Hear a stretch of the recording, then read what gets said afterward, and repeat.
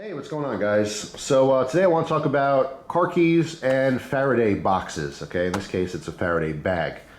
I recently was talking to Christina. She was reading a random article about how newer cars are stolen through like a signal extender. And again, I'm not going to get into a lot of detail here. This is something you can certainly look up on your own.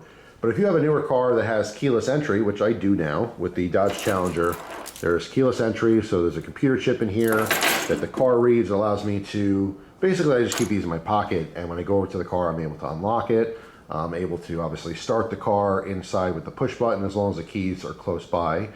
But apparently, people can go around outside your home and they can use different types of technology. I believe sometimes you can have it in your iPad or some other device you can purchase, and you can actually extend the distance, okay, in which the car reads this computer chip. So essentially, you could be sleeping in the middle of the night, 2 in the morning, and this is just sitting on your dresser in your bedroom, and someone outside, 50 feet away or 100 feet away or whatever, can use this specific technology or this device, and they can send the signal from inside your home at your keys all the way to your vehicle, to start your vehicle, and then they have that information to drive off in your vehicle, okay, without ever actually going inside your house and stealing your keys. That's really interesting. Now, I have to say, where I live, I would doubt that would ever happen.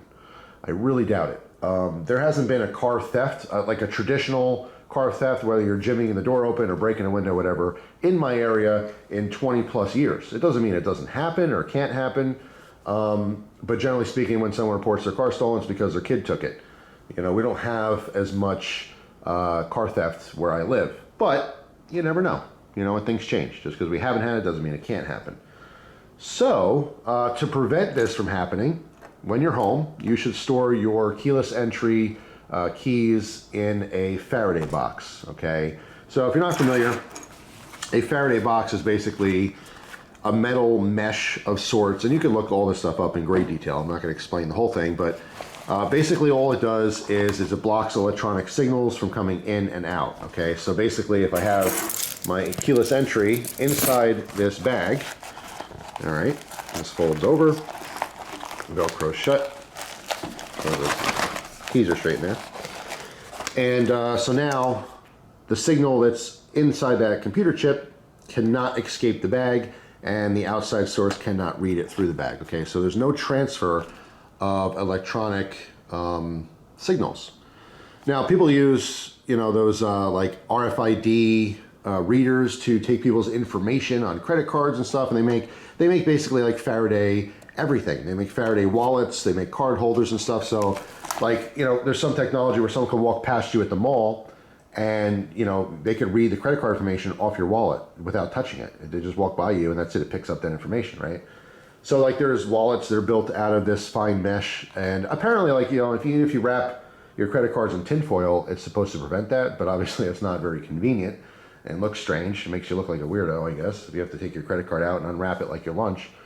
But yeah, this is a thing. We live in a modern day with a lot of technology and a lot of evil, and evil people use, amazing technology to basically steal things.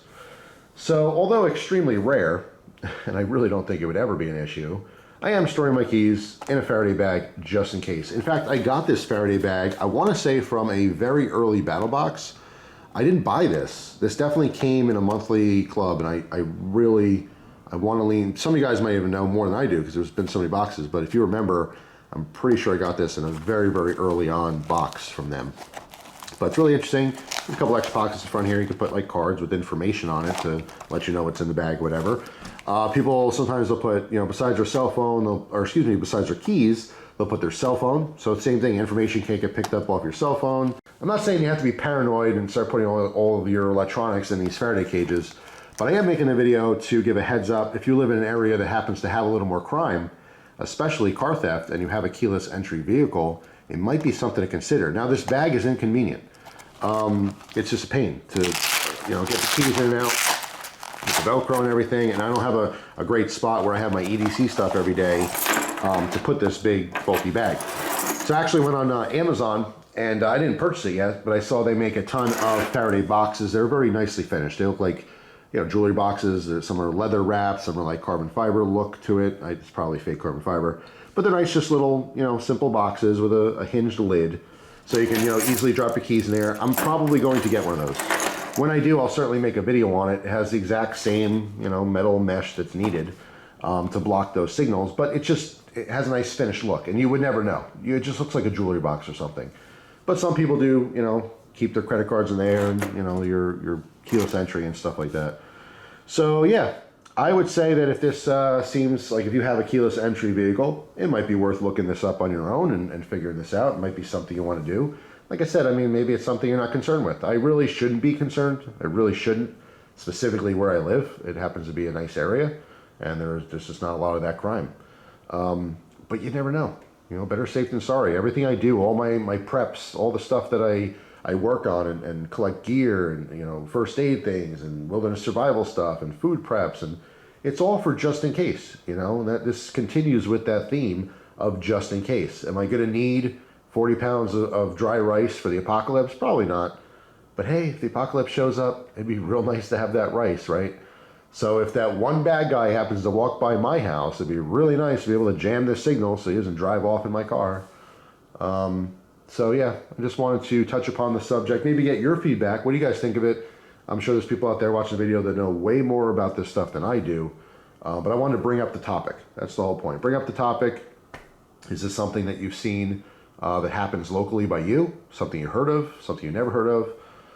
Feel free to discuss that in the comment section.